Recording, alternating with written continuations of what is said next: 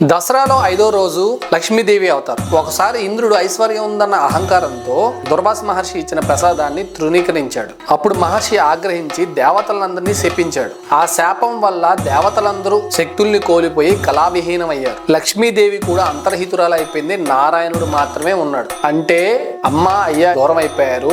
పిల్లలు దిక్కులేని వాళ్ళు అయిపోయారు. అప్పుడు అందరూ కలిసి పాల సముద్రం చిలకడం మొదలు పెట్టారు. అందులోంచి మొదట ఆలాహలం వచ్చింది. తర్వాత కల్పవృక్షం, కామధేనువు, ఐరావతం ఇలాగ ఒకదాని తర్వాత ఒకటి వచ్చాయి. ఎంతో కష్టపడి వాళ్ళు ప్రయత్నించిన తర్వాత అప్పుడు లక్ష్మీదేవి అవతరణ జరిగింది. అప్పుడు దేవతలందరూ పొంగిపోయి ఇంద్రుడు అమ్మవారు కూర్చోడానికి ఒక సింహాసనం ఇచ్చాడు. దేవతలు మంగళ స్నానం చేయడం కోసం నదీ జలాలను తీసుకొచ్చారు.